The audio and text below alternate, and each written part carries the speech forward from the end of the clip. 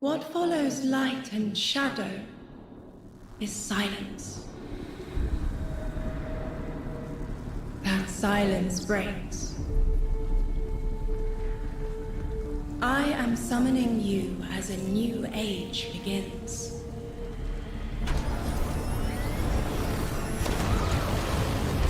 I see sapient life turn to each other. They remember how to look to the stars. They remember curiosity. They remember how to thrive. But they have forgotten.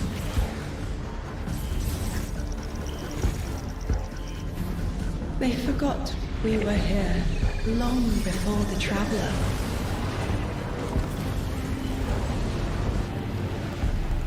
They forgot that they need us.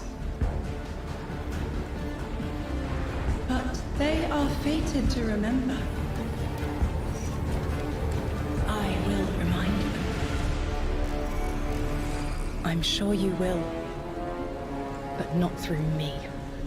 Find someone else.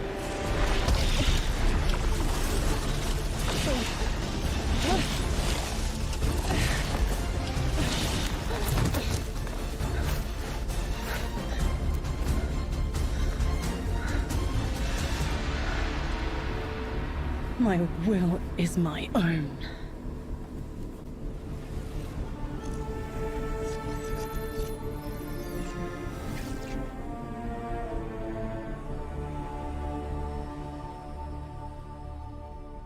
All right, everyone, hello and welcome here to Bungie HQ in beautiful Bellevue, Washington. We have got an amazing stream lined up for you to tell you a little bit about the Edge of Fate and the future of Destiny 2 as well. My name's Andy. I work on the social media team here, but no need to worry. As always, I am joined by some of my amazing colleagues here at Bungie to share some of the finer details of the stuff that we're going to be getting into today. So, how about we go ahead and get into it so we can show you what we got. Starting first with this gentleman on my right and to your left is someone that you've probably seen if you've tuned into our streams before or Vidocs, the one and only Mr. Robbie Stevens, Assistant Game Director here at Bungie. How you doing? I'm doing great, Andy. It's always a pleasure to spend a day with you. Yeah, it's been a nice time, honestly, hasn't it? Yeah, well, always. To that end as well, for anyone that doesn't get to hang out as much as we do, can you tell everyone at home a little bit about yourself and what you do here? Yeah, sure. So I'm one of the creative and game directors for the game. So that means like I'm a vision holder and I work across the entire Destiny team with people like Allison and Dylan on the couch here to chart a new course for Destiny and a new future for the game. And just incredibly excited to be sharing with everyone today of what we've been up to. Yeah, can't wait. We've got a big show ahead, so thank you for being here. Yeah, of course. And of course, as we move, pardon me, right on down the line, someone who, again, has also had the good opportunity to join us on these streams as well, and is now firing some finger guns like a pro. Destiny's narrative director, the one and only Allison Lures. Allison, hello. how's it going? It's going so good. I'm here on a couch and I get to yell about Destiny with you. So Not it's a bad good day. Yeah, honestly, I'll take that anytime I can. Well, Same. For anyone who also hasn't had a chance to yell on couches about Destiny with us or hasn't joined us in the past, do you mind telling us a little bit about yourself? Sure. So my name is Allison. I'm the narrative director for Destiny 2. And so that means it's the job of me and my team to make you laugh and make you cry and make you go, whoa, I totally forgot about this thing from 8 years ago. How did they remember? It's because we're good at our jobs. It's true. So Yeah. As someone who gets to sit in on the writers' rooms, I can now doubly confirm that. So thank you for love being having you here. there. So much fun. No, seriously, thank you so much. And of course, as we move right on down the line, the gentleman there at the very end of the couch, someone who is a friend to all Guardian kind, who's known far and wide, a member of the Destiny Global Comms team here at Bungie, Mr. Dylan Gaffner. How's it going, Dylan? It's going well. How are you, Andy? I'm doing so well. Thank you so much for Got to make sure to ask every time. I appreciate it. I need all the help I can get. Well, to anyone out there who may not have accosted you on the wild world of social media or is just somehow meeting you for the first time, do you mind telling us about what you do here at Bungie? My name is Dylan Gaffner, formerly community team, where we would go out, collect your feedback, translate it to the dev team, and then bring their information back to you, kind of be that middleman. Now I'm on Global Comms, so I'm going to be in more of like a puzzle piece organization stage of what do we talk about, when do we talk about it, why do we talk about it, and then just making sure we get the information out to all players. Yeah, well, we all appreciate it. Thank you for always being the voice of the player inside our hallowed halls. We appreciate it. Thank you. All right, well, now that we've kind of got the intros out of the way, let's talk about our new saga. Robbie, I'd love to start with you. What's up next in Destiny, and where are we exploring? Yeah, so our first expansion this year, The Edge of Fate, is the start of a brand new multi-year saga called the Fate Saga. And so we want to tell a story about something older, about the nature of fate itself. Are we bound by it? Can we fight it? Because before the Traveler ever arrived in our solar system, there was already space magic here, Andy. Yeah. Yeah. And so ultimately, this is a story that we're going to explore one of Destiny's biggest mysteries and the foundations of the universe itself. You're talking about the 9, aren't you? Who Yeah. told you? I think it's Subtle, How did I you know. guess? Yeah. Set you off. We did such a good job with this We secret. buried that lead, didn't we? Yeah. Just a little bit. That's, but I mean, to that end, so who and maybe more appropriately, what are the 9? Yeah, so buckle up. In the simplest description possible, the 9 are extraordinarily powerful beings that have been in the solar system for way, way, way, way longer than the Traveler. We can think of them as being kind of connected to each of the major celestial bodies in Sol. So that's each of our 8 planets plus the sun. Sorry, Pluto. It's messed up. Didn't make the cut. All right, fair. I don't make the rules. Yeah, there you go. But the important thing to know about them is that this is why we're going to be so focused on the solar system for the next saga. We want to ask questions about our home that we've never asked before. Yeah. So when it comes to the 9, obviously, Eagle-Eyed Guardians have been able to spot references to them for quite some time, whether it be outright ominous or a straight-up game show in some cases. Can you tell us a little bit maybe about what we should expect from them? Expect to be surprised. We're, like you said, the lore of the 9 really ranges from like Star Horse infinitely neighing to the 9 doing genuinely awful, awful things in our lore. And so the important thing to know about them is that the 9 are individuals. This isn't a collective. It's not like a hive mind. Each of them are kind of their own being, their own person in the loose definition of a person. They have different wants and desires. They can ally with different members and fight with different members too. In the words of one of our characters really early on, there are aliens, and then there's aliens, and then there are aliens, and that latter one is what the 9 are qualified as. Fair enough. All right, so beings of obviously immense power, something that the Guardians have gone toe-to-toe with in the past. We've even faced off against the very embodiment of the darkness itself. Yeah. What could be tougher than that?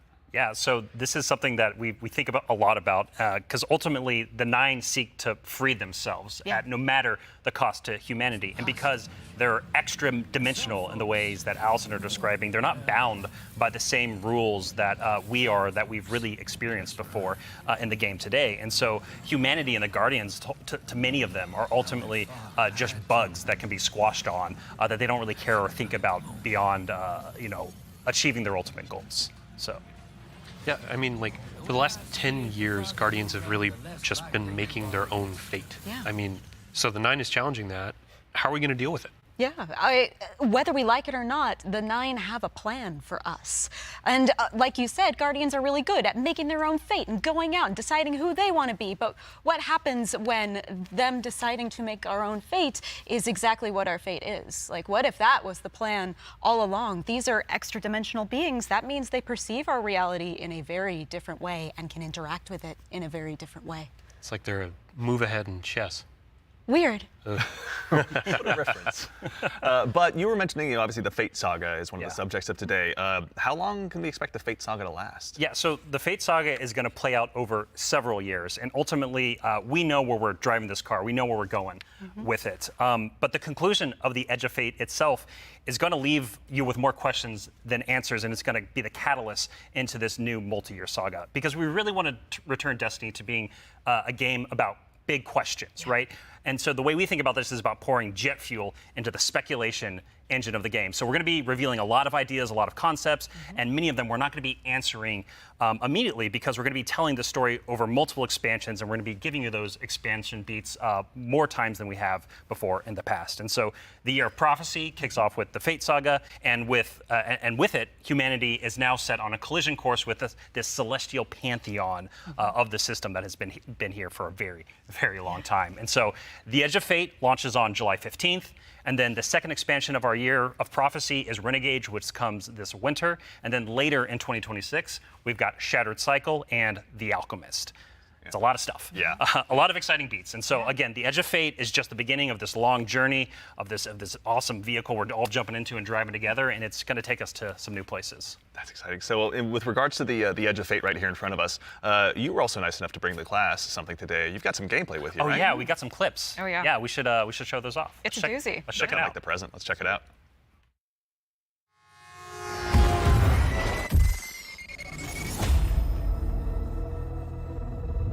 Observe, connect, conceal. Guardian, I had a vision. Conform, comply, return.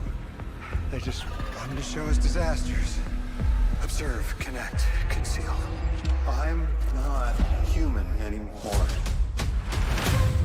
Return, conform, comply. No one else should know what this feels like.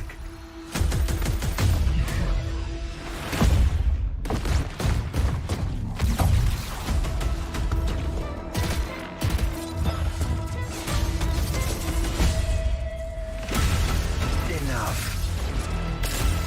Terminate your suspicion, Commander. Remove your scornful blindfold. Observe, connect, conceal, conform, comply, return. Observe, connect, conceal, conform, comply, connect, return.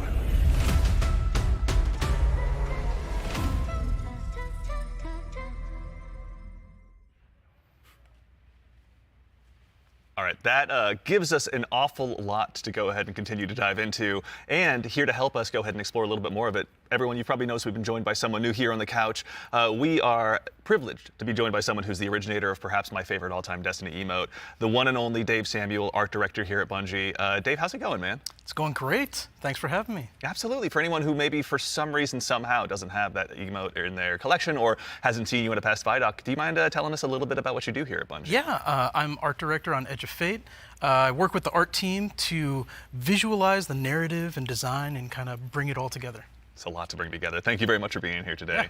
So with the Edge of Fate, it's obviously the first expansion in the Fate Saga. Allison, I'd love to start with you, actually. What can you tell us about the Edge of Fate? The Edge of Fate begins with an invitation, and we are invited along with a very specific group of people to a location, to a moment in time for a very specific reason. Very specific purpose. Very specific reason and purpose, yes.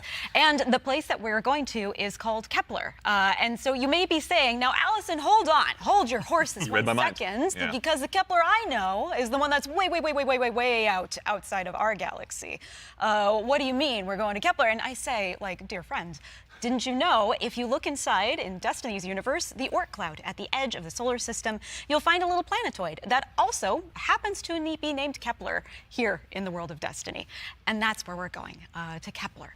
Super exciting. And this is kind of a, Robbie, we were talking kind of before the show, this is like like a first taste of something new, right? Yeah, so what you're seeing here is us just trying something new. We're expanding the universe of Destiny, creating new mysteries to uncover. This whole destination is about exploring a labyrinthian world that it took inspirations from things like Dreaming City, exotic missions, dungeons, and it's wrapping it all through a Metroidvania expired experience. And so at the heart of all of this, at the heart of the Edge of Fate, is a player-driven exploration and discovery of an exotic world with brand new abilities.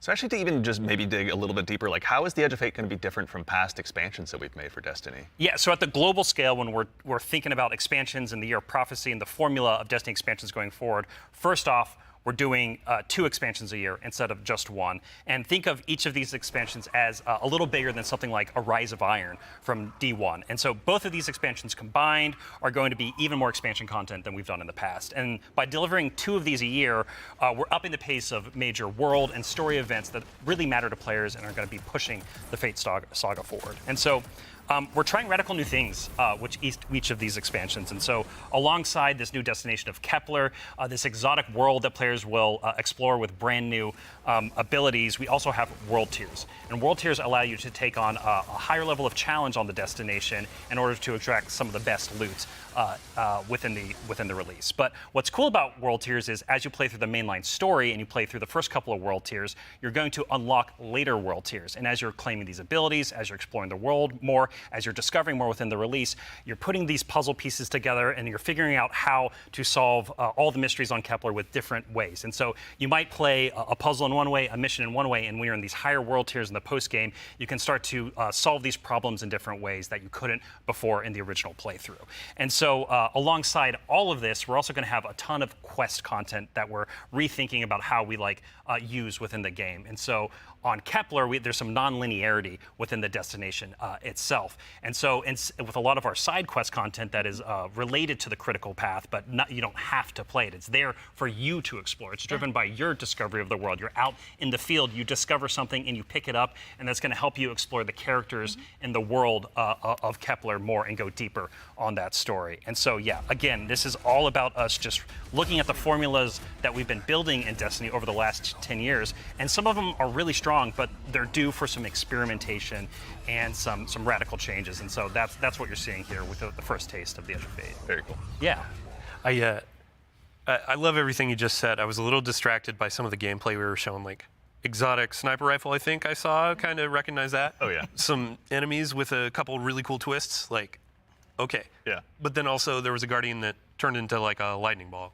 Yeah. Yeah. So, so there's multiple new abilities that your players are going to be able to discover on Kepler that's going to make them navigate and look at the world in different ways. But the one you're talking about, Dylan, we see it as our premier ability, the crown jewel of the release, and that's called Matter Spark. And Dave has joined us, and he's helps us take the vision of the narrative and the design and the art and smush it together in amazing experiences. And so I think Dave should talk to us more about Matter Spark. Please. Yeah.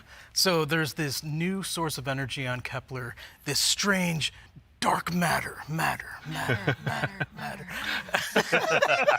So the Guardian binds itself to the dark matter using the arc powers within.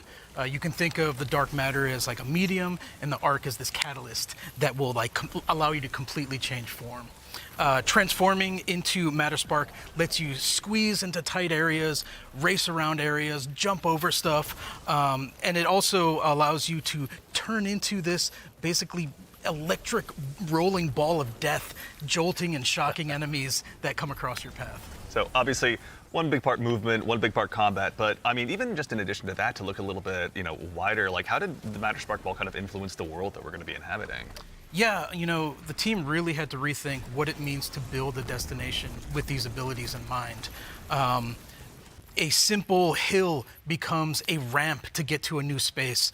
A crack in the wall, it basically will reveal a whole new area to explore.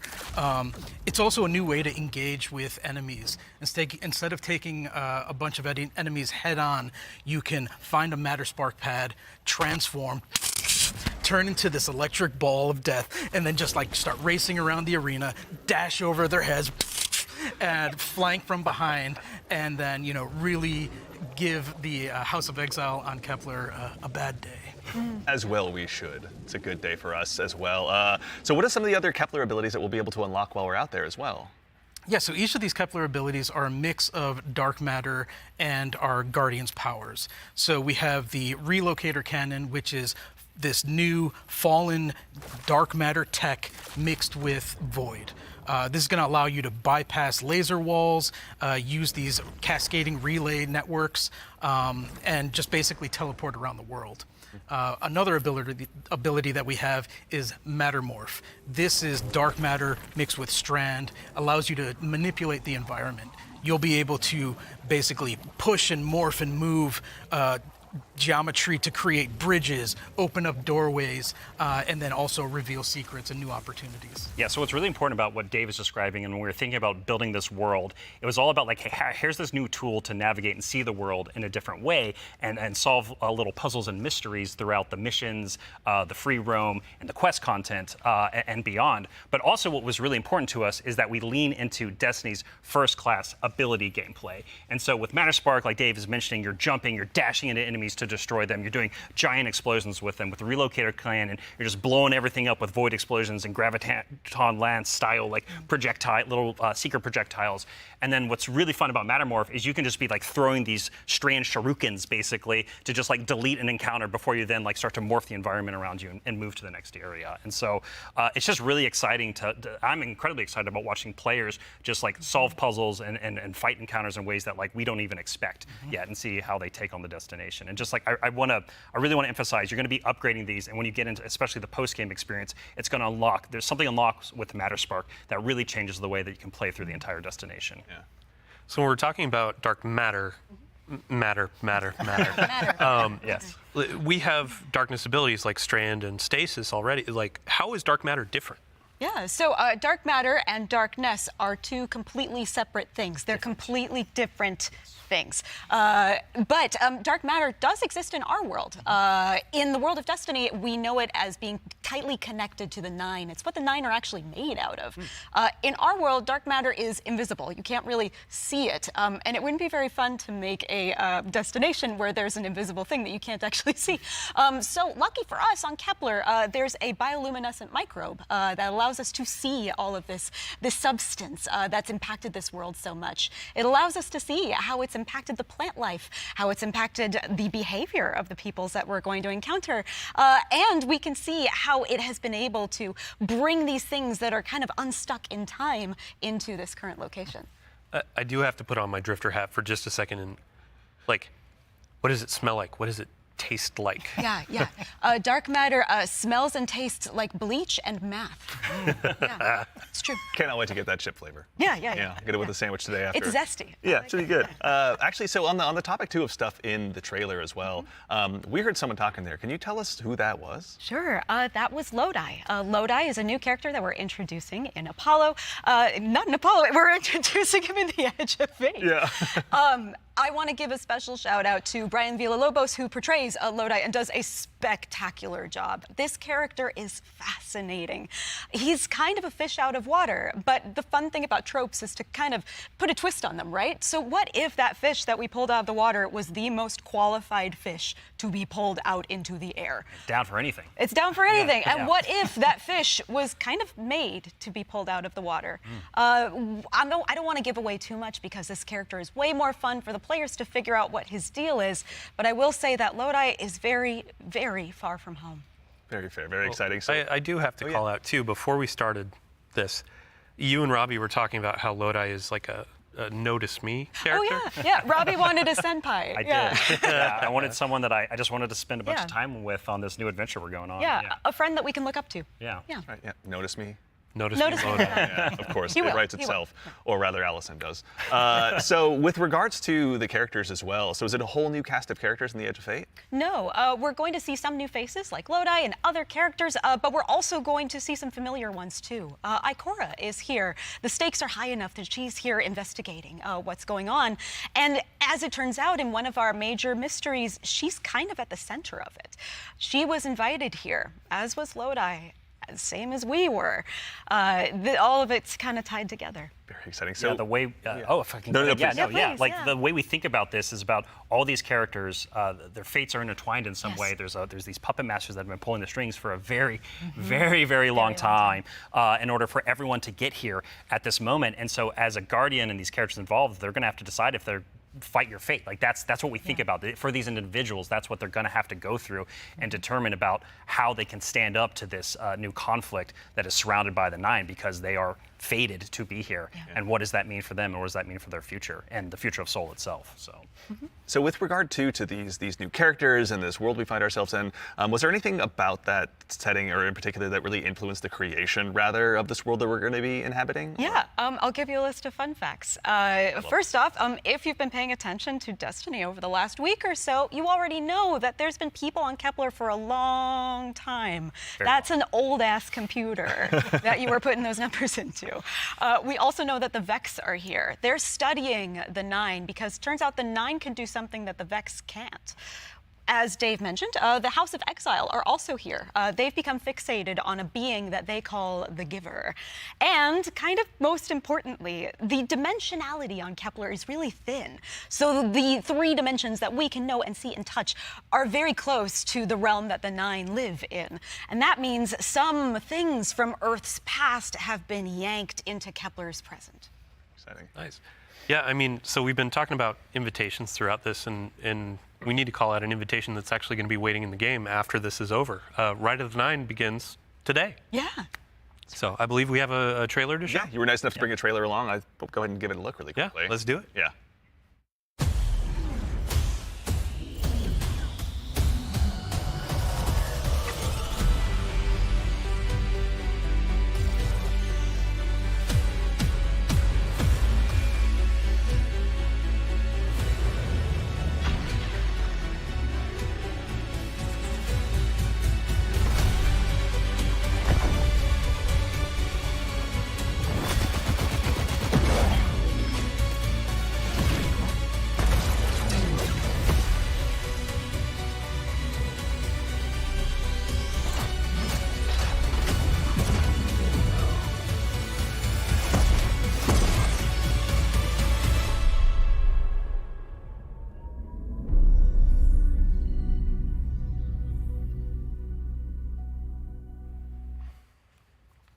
All right, so that's Rite of the Nine, which is our essential prologue story for the Edge of Fate.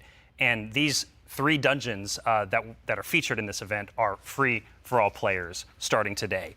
And so what's really important about this is that these dungeons are both for veteran dungeon crawlers, hardcore raiders, people who've been in these places a lot, but also new guardians who have never stepped into a dungeon before, right? What was really important for us when we were developing Rite of the Nine was that we were changing the formula on how we can think about how we can welcome even more people into these experiences. And so you're going to be able to go in solo, buffed up, and explore a dungeon by yourself, or go in match made with other fire team members shoulder to shoulder for the very first time.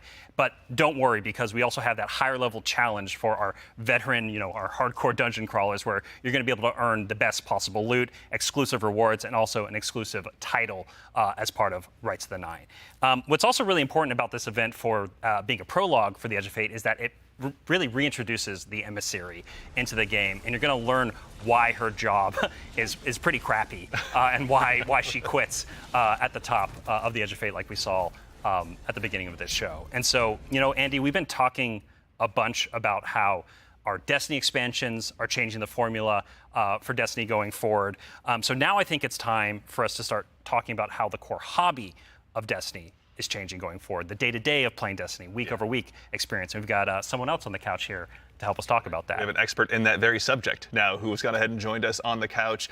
We are now joined by the one and only Mr. Ben Womack, creative director here on Destiny. Ben, how's it going, man? Hey, I'm doing great. I'm really excited to be here. There's a lot to talk about. Yeah, seriously. There is a lot. Yeah, it's going to be a very good conversation we have coming up. Yes. But before we get into that, can you tell us just a little bit about what you do here? Yeah. So I'm the Destiny 2 creative director for the core game, or the core hobby, as we call it. Yeah. And it has to do with all parts of the game, everything from Edge of Fate, through our seasons, through the fundamental systems.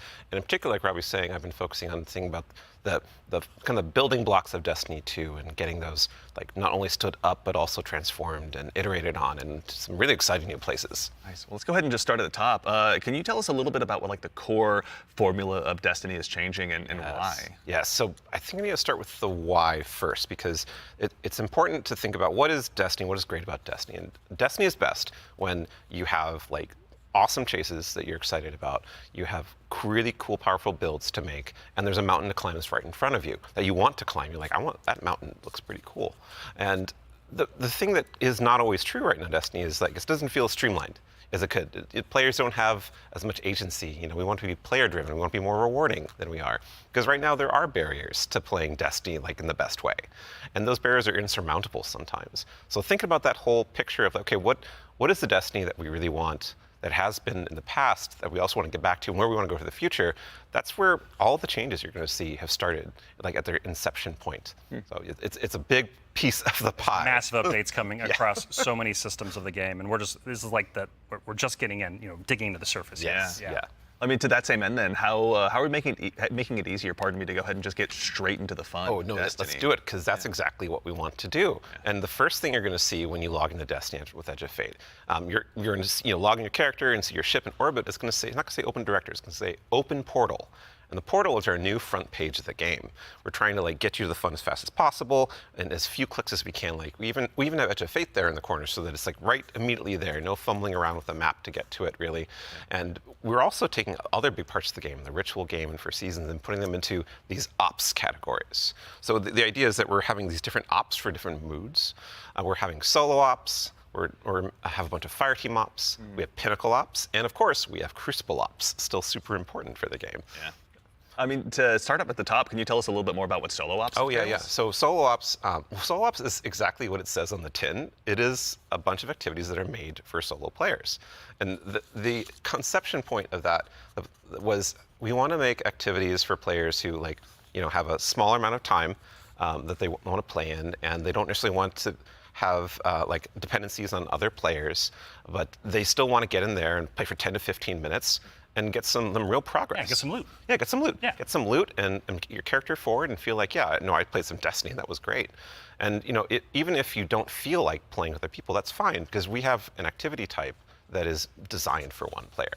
Excellent. So, I mean, to that same end, what are some other ways that we can play and have fun using Portal as well? Yeah, so Robbie actually has a great way of talking about this. Yeah, some of the North Star that is what we talk about when we were developing the Portal early on was like, where are we headed with this thing? And ultimately, it's play your way. It's giving players more agency, more personal drive to figure out how they want to engage with the power climb and the new progression systems coming and our seasons. And so the entirety new progression and power climb is now all available to you in the Portal at your fingertips in one place. It's really easy to find, really easy to jump in. Anything you play inside of that category is any of those categories is gonna help you make progress. And so, because we want Destiny to be welcoming not only to new players, but also old players who are coming back to the game to join us with the Edge of Fate.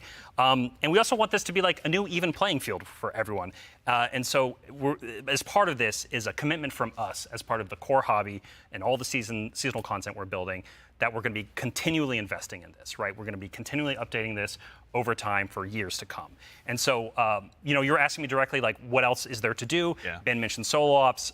We also have the fire team ops and pinnacle ops. Both of these are more around playing with other fire team members, shoulder to shoulder, where fire team ops are more quicker sessions. There are some longer form things in it too, but then pinnacle ops are more about those really long form or more challenging kind of focused activities like exotic missions, for instance. And so, and then the one thing we haven't talked about yet very deeply, but is incredibly important, and it's something that I think we've done for the first time like ever, or maybe since early D1. It's kind of a return to form. Yeah. You're going to be able to experience the entirety of the power climb within Crucible Ops by playing PvP, right?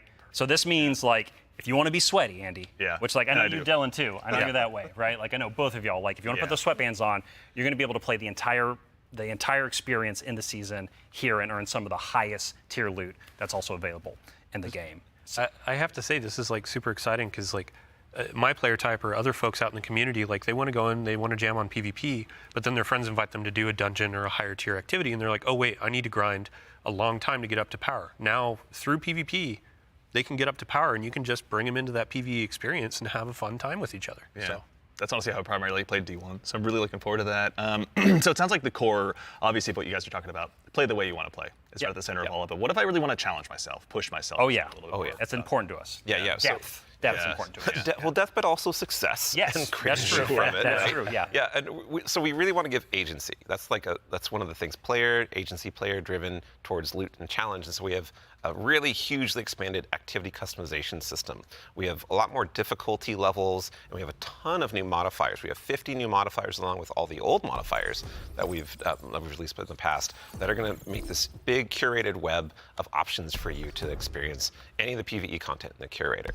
And so, like, we have Banes, not just old Banes that we have, but new Banes as well. We also have boons to help you like get advantages in your activities and for your build. We have challenges and trade-offs. And the fun part is you're going to get these different combinations that are available, and you're going to then make a mix that's actually going to change the way you play and be pretty interesting, and sometimes the way you prefer you play. Like there's a new boon called Grappler that I personally love. It's kind of my preferred way to play, where they give you 3 grapple grenades replacing your current grenade. You can't do the melee, but they recharge super fast. So any build you want, you could now Spider-Man around any map.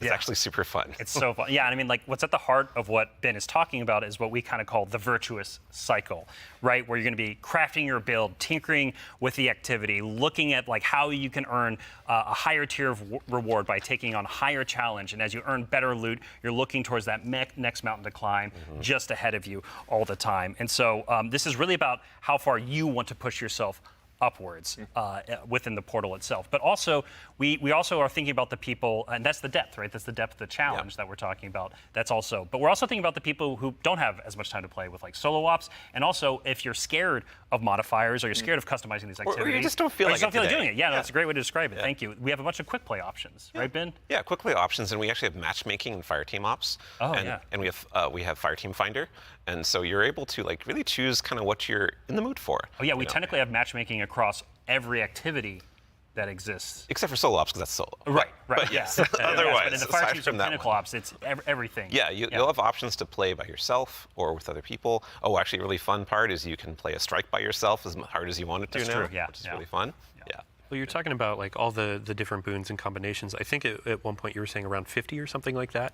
Those 50 new apply. ones. 50 new ones. Yeah. So it's like you can take those into solo ops. Like we're talking about this being kind of leisurely, bite-sized activity, but if you want to take it and say, I don't want Weenie Hut Jr., I want like esoteric level solo hardest thing in the world, like you can kind of customize and do that. You can just do it from the very start if you really want to. Yeah. And Depends on how deep you want to go. Yeah. Really. Yeah, and the point is that you're going to like stretch that far, and we want the reward to feel like worthwhile. Yeah. And, Yeah, you want to feel like as you're pushing yourself, you are rewarded for it. That is something that's really important to the vision here for the portal. Yeah. Rewards, huh?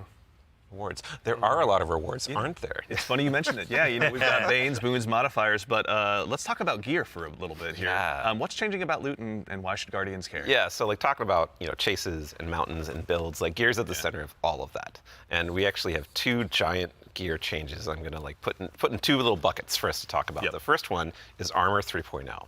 And the next one is gear tiers. And so like talking about Armor 3.0 first, we are probably making the biggest change ever since Shadowkeep. It's around huge. the system. It's Yeah, enormous. It's a huge change. Yeah, so like we're adding set bonuses, which is a long requested feature for all the new armor that you're going to be able to get at Edge of Fate launch, and we're redoing all the stats on armor where they can now like exceed 100. Go beyond 100. Go beyond 100 for extra bonuses. Yep. We're going to every single piece of new legendary armor that drops is going to have all the energy filled in, so you can build crafting right away, and it's going to essentially like. There's more features actually that I could talk about, but I don't think I'm allowed to yet. Fair. Well, something that we can talk about too, you mentioned gear tiers as well. Yeah. Let's talk about that a little bit. Yeah, so gear tiers are very exciting because every single legendary weapon and armor that you can get is going to have 5 gear tiers, starting from 1 going up to 5. And like we have a 5 gear tier 5 piece of legs armor on the screen right now. And you can see that like this is like looks really cool with iconography, but it also has a ton more stats. And oh look, what's that? Yeah, what's going on with the energy there? Yeah, the energy. Ben? Yeah, that energy says 11, and it's true. 11. Yep. It's not a typo.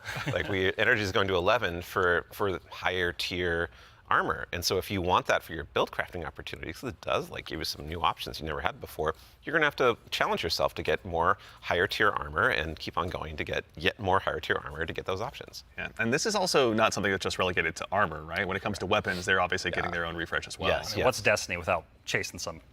You read hot my mind. weapons? Yeah, like weapons seriously. are part of the player identity. You know, some people like have a gun that they love. You and got fashion, and then you have gunplay. that's right? true, though we do have fashion for your guns a bit now. Hey. Well, so because once you reach tier 5 for your legendary drops, you're going to be getting tier 5 weapons, and those have unique shader treatment.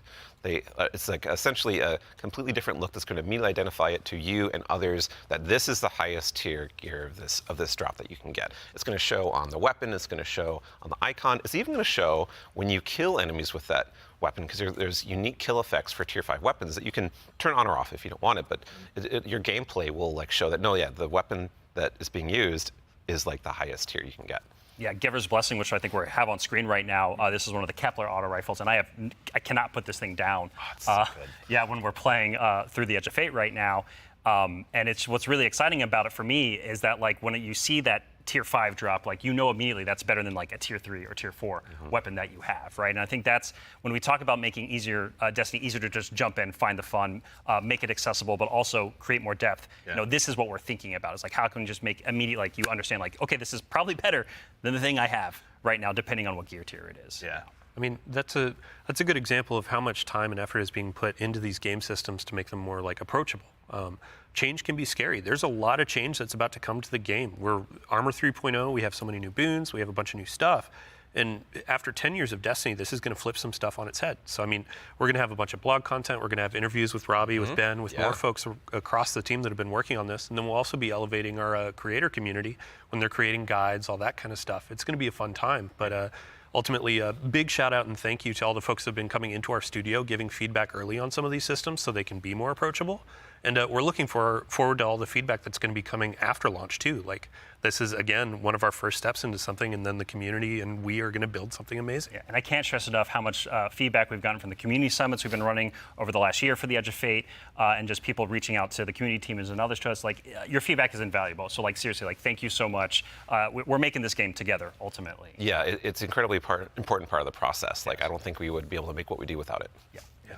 working with the community is obviously a core part. Dylan, huge thanks to you and your team, obviously, for helping to lead that charge. And in advance for the big blogs you get to write. And then also our social media team will go ahead and get out the door. So go ahead and give us a follow. I think, Ben, you were saying you wanted to try to break the record for longest twid? I'm more predicting we are. Yeah. So it's not about try, it's the state of things. It's going to be a multi-month journey as we head towards launch. So. Yeah, be a good time. But we've been talking a lot about the core Destiny hobby. How does that extend into like how players are going to experience like a full year of Destiny? Yeah, so we've been focusing on improving and changing the formula of Destiny in multiple ways. And so progressing through the Fate Saga is going to be more meaningful with 2 expansions a year. We've been talking about how focusing our seasons and on the core hobby of Destiny and that commitment to continually updating it. And in addition, we're going to have 2 free major updates between each of our major expansions coming in the Year of Prophecy and beyond. And so ultimately that means there's 4 big beats happening in a year, 2 expansions, 2 free major updates between those expansions. So what that means we're not doing is paid seasonal content anymore. We're not doing separate seasonal storylines. And this also means we're not building a bunch of activity content that basically just goes away and is less meaningful to the game after 3 months. So we're instead focusing all of that effort that used to go there instead into building up the core hobby of the game so the core hobby stays fresh and exciting, year round. And so ultimately, this means no more paywalls for seasonal content, and also these major updates themselves that I'm signposting around right now. The size of them roughly and the inspiration for them we're thinking about is like Into the Light. Okay. So when you say like Into the Light, for folks that aren't out there, like what for a major update, how big is that? Like how do you encapsulate that? So when I say Into the Light, a lot of this is like the inspiration of what it was. And with Into the Light came a really cool theme that wrapped around all the new stuff we were building within it, but also a lot of the reprise stuff as well. And also, with it came Onslaught, a new type of activity. It came with reprised exotic missions and a rethinking of how we could do like a rad style event, a raid event with the Pantheon. And so for our first major update coming a few weeks after the Edge of Fate launches, we've got Ash and Iron. Right? And so with Ash and Iron, we're going to be returning to the Plague Lands. Returning to the Plague Lands, can't wait. It's going to happen. Plague Lands, baby. And so that story is going to pick up from where we left off from the Edge of Fate. And with it, we're going to have a new activity called Reclaim, a brand new exotic mission, new types of pinnacle ops entering that for the first time, as well as, of course, what's Destiny without loot to chase? We've got new gear, new rewards, and 2 new exotic weapons as part of Ash and Iron as well. And again, this major update and all the seasonal content going forward is free for all players. All the activity content that exists in the portal, that's free to play. Very nice. So even to actually go one quick layer 2 deeper on seasons as well, what are some of the cool things that we're going to be able to do with the season that's launching alongside the Edge of Fate? Yeah, Ben has been working on this space for the team for a while now, so I'm going to kick this one to him. Yeah, so we're trying to make any time the best time to hop into Destiny. And one of the ways we want to do that is we want to invest in events that are like accelerating the game and enhancing every part of the game, but also bringing new cool stuff. And actually, we've been working on this so long, we actually have some new cool stuff coming before the Edge of Fate. It's a special little treat. Yeah, special little treat. So this Friday, you can play a little event, maybe you've heard of it, called Heavy Metal, which is Tanks versus Briggs, a new PvP mode. It's super fun. I would kind of wish I was playing it right now, I'm not going to lie. But the thing that people at home don't know is we have a new reward. That's a unique thing in Destiny if you invest in this event, if you go and play it. And it is a free-to-play event. So this reward is free-to-play. It is a new combat vehicle that goes in your Sparrow sled, combat Sparrow, if you will, called the Griffin. And this is a really cool, like, combat-ready vehicle you can take anywhere you can summon a Sparrow, you can summon it and use it to fight your enemies and just have a really good time. And there's some really cool there's some really cool build crafting things with this vehicle that I don't want to spoil right now, let people discover, but I'm super excited for it. They all thought they were going to ride those skimmers forever. Well, I mean, we've been saying like, what was it? Skimmer is Flash and the Griffin is Splash. Hey, there we go. The dad joke quota has been met. We got to get one in. Absolutely, yeah. But that's all, right, man? Like, you've got more for us, don't you? Oh, yeah. So, like I just said, there's more events that we've been making. There's one that's going to happen right after the launch of Edge of Fate. It's called Arms Week. And it's a 1-week-long event, and you're going to be focusing on one weapon archetype in Arms Week whenever it comes around. And this one is going to give you a new legendary weapon of that type. It's going to have some volatile mods that are there for the week that are going to be super interesting and fun to play with, and some focusing you can do.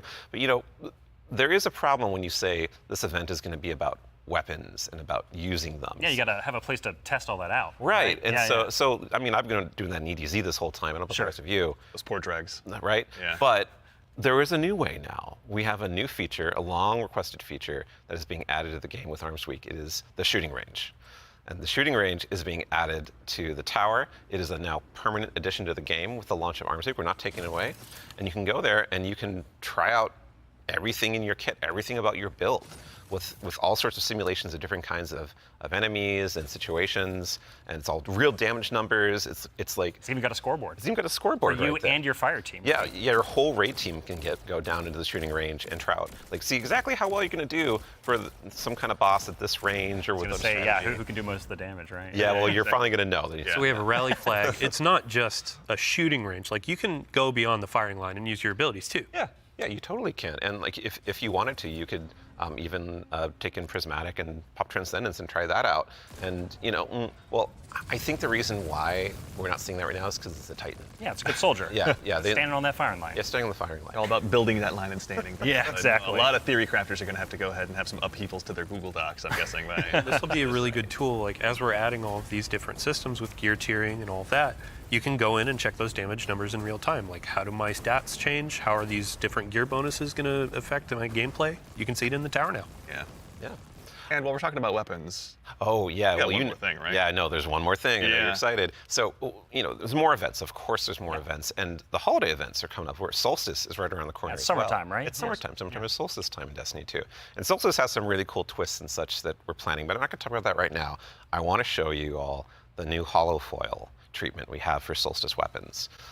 So, here we go. This is the holofoil treatment for Solstice in 2025. It is so good. It's amazing every time I look at it. Yeah. It is an ocean On a and gun. the line. Yeah, we put the ocean on a gun. How did we do that? It's beautiful. I love it. And any kind of weapon that drops for this event can have a holofoil. Yeah, no so matter it could be a tier 1 or tier 3. Yeah, any exactly. weapon can have the holofoil. Yeah, when we're playing through the tier 5 holofoil. Ooh. Like that's gonna be a chase. Our other events will also have holofoils. Yeah, like Arms Week you're talking Arms Week about. will have its own holofoil treatment. Like every event, a major event we have will have a holofoil treatment. The holidays will have their own kind of special one, but yeah, Arms Week will have their holofoil drops that you can farm as well. super exciting. No, it's going to be a good time. I'm going to have way too much stuff to chase down, so appreciate you guys putting all the hard work in, obviously, for that. But I believe we've got one more thing.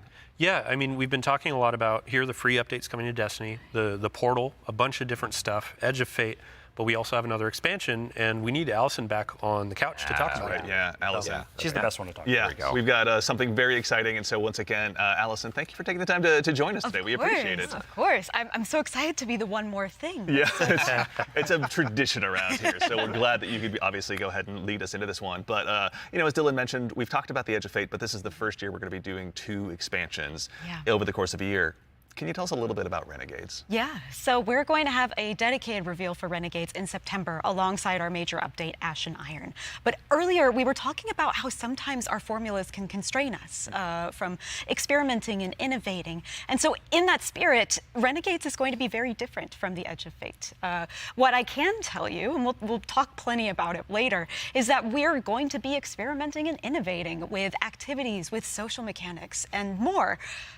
But more importantly, I want to talk about our inspiration. And so I have to kind of tee it up first. So Renegades is going to be a Destiny, definitively Destiny expansion.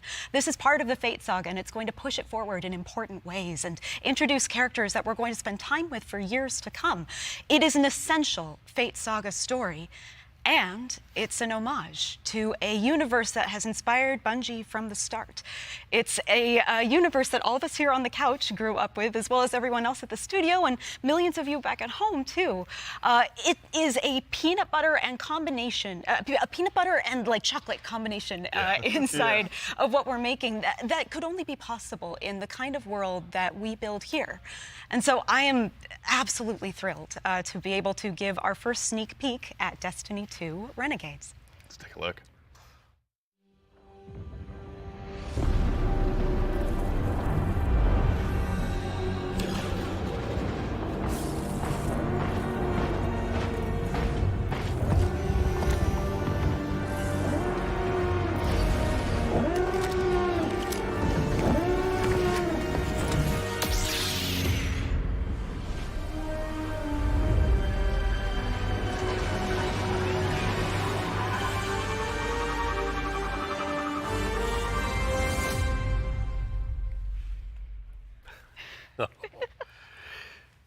Okay, Robbie, what did we just see? Yeah, so that's Renegades, which is coming out this December. And to really drive it home here, Renegades is a one-of-a-kind Destiny experience, right? And just like we on the Destiny team have taken inspiration from other genres like dark fantasy or cosmic horror, Renegades takes the space western vibe and aesthetic that is Star Wars, and it puts it through that Destiny lens.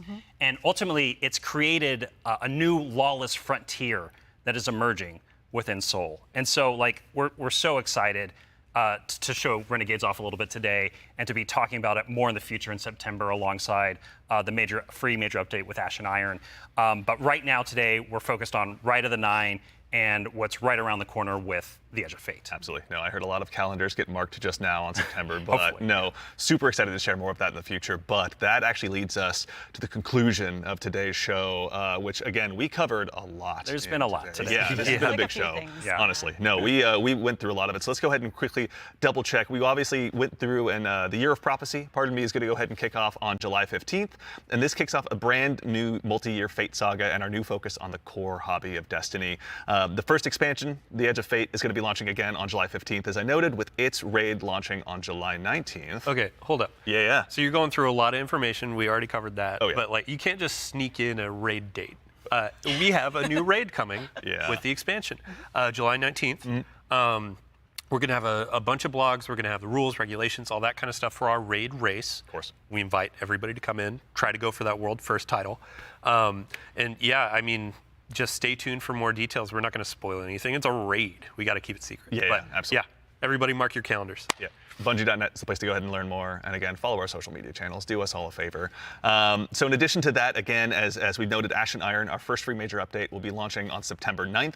Renegades, very exciting, will be launching in December. And then keep an eye again on our social channels. We'll provide all the updates once they're available. But as far as today goes, the Edge of Fate and the entire Year of Prophecy pre-orders are available starting right now. Now, pre-ordering for starters, the Ultimate Edition will go ahead and unlock the New Land Beyond. New Land Beyond, that exotic sniper. Super I exciting. can't wait, man. I can't wait, same, honestly. That'll be unlockable in addition to several other goodies. And also, we've also got a collector's edition that'll be available.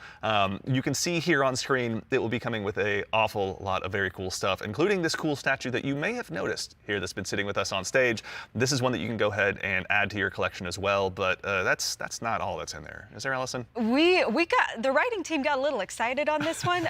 We put a lot of lore goodies into this collector's edition. So like that weird metal thing, that weird envelope, boy, weird. Wonder what's up with that. Just decorative You points? should probably read it. Yeah. Anyway, we're going to do a dramatic reading as soon as Yeah, we're we done. should go downstairs immediately after this. really Oh yeah, right after this. Count me in. And then again, too, as far as today goes, Rite of the Nine. This is the essential prologue to the Edge of Fate, and like all of our events moving forward, it's going to be a free to all players. So make sure and go ahead and check that out when that arrives.